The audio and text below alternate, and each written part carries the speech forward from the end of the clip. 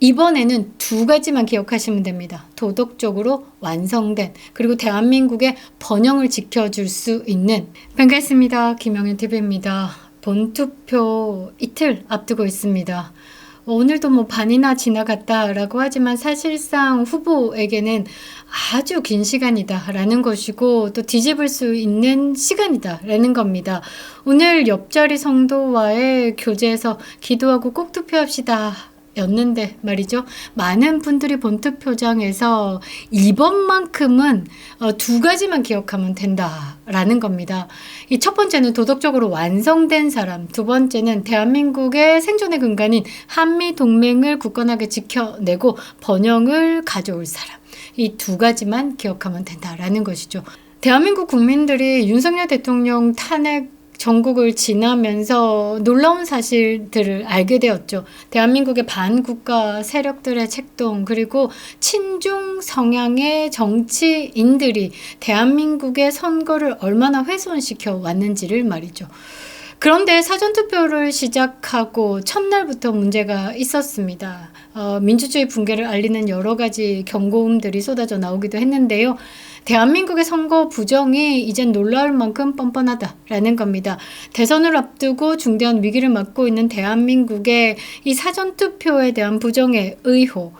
그 중에서 가장 단연코 1위 충격적인 거는요. 전북 부안군의 행안면. 그 사례는 충격적입니다. 주민등록 인구수가 2033명입니다. 물론 주민등록의 인구수다라는 거는 유권자뿐만 아니라 다른 인구도 있다라는 거죠. 여기서 뭐 지금 한 90%까지 유권자라고 잡아도 2,000명이 안 되는 상황. 그런데 이 행안면에서 3,132명이 사전투표를 한 것으로 집계됐습니다.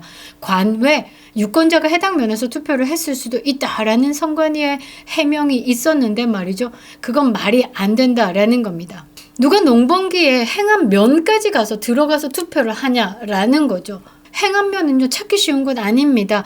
행안면은요, 부안군의 동부 내륙에 위치한 전형적인 농촌 지역입니다. 버스 노선이요, 하루에 몇 번밖에 없습니다. 차량이 없다라고 하면 사실상 진입이 어려운 곳이다라는 거죠. 그럼에도 불구하고 이 선관위의 해명처럼 부안군의 다른 읍면 주민들이 행안면 투표소를 자발적으로 찾아가서 사전투표를 했다.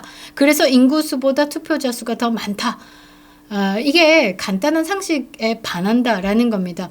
누가 거주하는 읍면에 있는 사전투표소를 놔주놓고 굳이 버스를 타가지고 행안면 어디까지 들어가냐라는 거죠. 상식을 넘어서는 이 선관위의 해명에 이 진짜 혀가 내둘러진다라는 겁니다. 국제공정선거연합과 산하 국제선거감시단은 말이죠. 이런 선관위의 해명에도 불구하고 물리적으로 설명이 불가능한 수치와 절차적 통제의 실패다라고 공식 성명을 냈습니다. 그리고 민주주의 국가에서 최하점을 받았습니다. 문제는 여기서 그치지 않고요. 선거에 대한 의혹을 제기하고 기표된 투표 용지를 신고한 국민들을 상대로 중앙 선관위가 자작극 가능성을 표현해가면서 언론 플레이를 한다라는 겁니다. 명백한 정권 편향적 책임 회피이지 않을 수가 없는데요.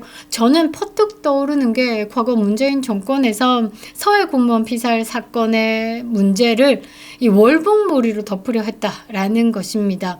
진실을 은폐하려는 국기문란적 행태가 지금 다시 선관위로 재현되고 있다라는 겁니다. 빠르게 다루겠습니다. 대한민국의 선거가 얼마나 후진지를 말이죠. 구독과 좋아요 버튼 꼭 눌러주시고요. 끝까지 시청 부탁드리겠습니다. 큰 힘이 되고 있습니다. 자, 관외 투표 용지에서 이재명의 이름에 도장이 찍힌 기표 용지가 발견이 됐습니다. 그래가지고 그거를 자진 신고를 했죠. 투표 용지와 상황 설명에 대해서 자세하게 녹화가 돼서 지금 돌고 있습니다. 그런데 선관위의 반응이 충격적이죠. 뭐라고 했냐? 그 이재명의 기표 용지를 신고한 국민을 상대로 조작 가능성을 언급했습니다. 신고자를 범죄자로 몰아가는 듯한 태도다라는 거죠. 이 자작극 이렇게 하면서 이 언론이 보도로 하고 있습니다. 야마 제대로 잡아줬죠. 선거의 신뢰를 위해서 움직여야 할 선관위가 오히려 국민을 적대시한다라는 겁니다. 자, 서울 신촌동의 사전투표소도 투표용지 외부 반출 사태로 문제가 많았습니다. 사전선거 첫날에 이런 일들이 있었습니다. 시민들이 이를 발견해가지고 사진을 찍고 SNS에 공개하고 해당 이미지가 빠르게 확산되면서 파문이 일었습니다. 중앙선관위는 말이죠. 투표 사무원이 회수하지 않은 실수다라고 또 부정선거가 아니라 부실선거다라고 해명했습니다. 투표용지가 밖으로 나올 수 있다라는 사실 자체가 제도의 중대한 결함을 보여준다라는 거죠.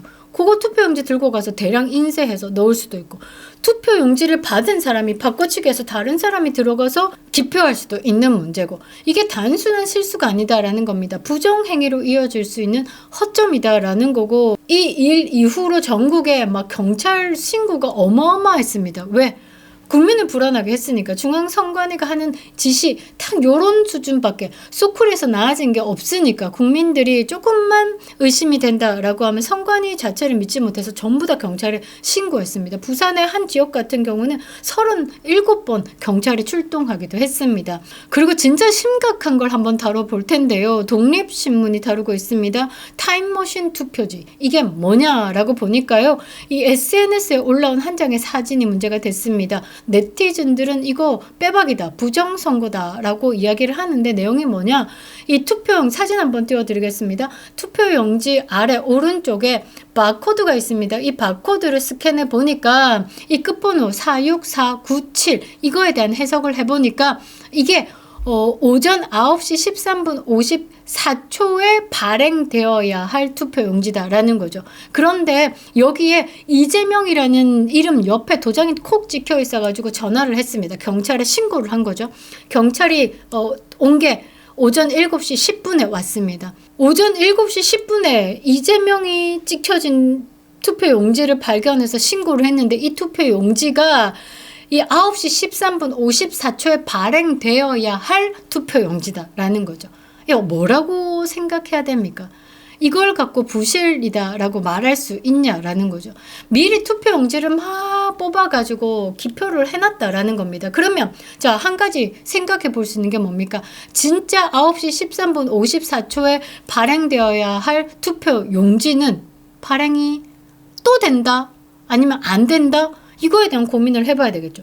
이게 또 된다라고 하면 이재명의 표를 부풀렸다라고도 해석할 수 있는 거죠. 이 투표용지 발급 시각과 신고 시간 사이에 이 불일치를 근거로 의혹을 제기할 수 있다라는 겁니다. 시간적으로 설명되지 않는 점에 대해서 이 선관위는 분명히 이유를 밝혀야 함에도 아직까지 해당 주장에 대해서 공식 입장을 내놓지 않고 있습니다. 내놓을 수가 없을 거다라고 생각을 하는데요. 선거의 공정성과 국민 신뢰는 민주주의의 핵심이죠. 대단히 중요한 선거입니다. 그냥 대통령 선거가 아니다라는 거죠. 사기 탄핵으로 윤석열 대통령을 끌어내린 후에 누군가를 대통령으로 만들겠다라고 지금 만들어진 선거다라는 겁니다. 선관위는 이러한 의혹들에 대해서 면밀하고 투명한 검토와 설명 책임을 다해야 할 의무가 있다라는 거죠. 그런데 이 선관위는 말이죠. 이 자작극 운운하면서 모든 책임을 회피하고 있습니다. 노태학 선관위원장이 이 사과를 하고 있는데 말이죠. 진정성은 전혀 느껴지지 않는다라는 겁니다. 지금 대한민국의 선거, 대선은 국제사회의 조롱거리가 되고 있습니다. 이런 불편한 부정의 의혹을 가지고 대통령이 당선됐다? 공정성을 확보할 수 있을까? 저는 대선 불복이 국민적으로 일어난다라고 생각을 합니다. 자, 행안면 이 154% 이상의 투표율을 사전투표에서 지금 보였습니다. 그럼 본투표가 이루어진다라고 하면 250%가 넘는다라는 겁니까? 선관위 해명이 뭐냐? 전라북도에 부안군에 행한 면이 있고 뭐 다른 면이 있을 거잖아요. 행한 면에 이 다른 면에서 사전투표한 것이 이 행한 면으로 카운트가 됐다라고 합니다. 그러면 다른 면에서는 어떻게 돼야 되겠습니까? 이 투표율이 훅 떨어져야 된다라는 거죠. 그런데 이 부분에 대해서 밝히고 있지 않습니다. 저는 어떻게 생각하냐면 이 사전투표와 본투표의 선거인 명부를 수기로 보고 있습니다. 여러분들이 가셔서 자세히 보시면요. 나를 확인할 수 있는 신분증을 보여주면 이 선거를 관리하는 사람이 이 대절을 합니다. 그러고 넘버를 체크하고 손으로 하고 있다라는 거죠. 그러니까 이 명부가 2개, 3개, 4개, 5개, 6개 얼마든지 만들 수 있다라는 겁니다. 그렇게 봤을 때 이 인쇄로 얼마든지 만들 수 있다라는 것이죠. 저는 이 선관위의 그럴듯한 해명이 실제 현실과 상식 그리고 선거 참여 행동 패턴에도 전혀 부합하지 않는다라는 겁니다. 선관위 해명은 모순일 수밖에 없다라는 겁니다. 전 세계적으로 선거에서 사전투표 수가 해당 지역의 인구수를 초과하는 사례는 매우 드물죠. 근데 제가 찾아보니까요. 일부 국가에서 투표율이 100%를 넘는, 그러니까 사전투표 수가 등록 유권자 수를 초과하는 등 선거 부정 의혹이 제기된 사례들이 있습니다. 자, 이란, 벨라루스, 러시아, 베네수엘라, 코소보 같은 이런 독재 국가들이 주로 그렇다라는 거죠. 자, 이란이 2009년에 대통령 선거에서 말이죠. 일부 도시에서 투표율이 100% 이상 넘었습니다. 그런데 이 비정상적인 투표율이 선거 부정 의혹을 낳자 그 선관위가 뭐라고 얘기를 했냐면 이번 대한민국의 선관위처럼 다른 데서 투표를 했는데 이게 지금 이 지역에서 카운트가 됐다라고 이야기를 했습니다. 그러니까 이란의 혁명수비대가 했던 말을 2009년에 했던 말을 2025년에 대한민국의 선관위가 비슷하게 이야기를 하고 있다라는 겁니다. 뭔 창의적인 변명도 아니고 이란의 혁명수비대가 했던 말과 거의 비슷한 말을 하고 있다라는 겁니다. 국제 기준으로 봤을 때 사전선거 투표율이 150%다라는 건 말이 안 된다라는 겁니다. 자, 벨라루스의 2015년 대통령 선거에서 일부 투표소에서 실제 투표자 수보다 많은 투표가 집계됐습니다. 국제감시단의 보고가 있었는데요. 예를 들어서 살리호르스크 한 투표소에서 공식 발표된 투표자 수가 1190명이었는데 국제선거감시단의 실제 투표자 수 카운트는 808명이었다라는 겁니다.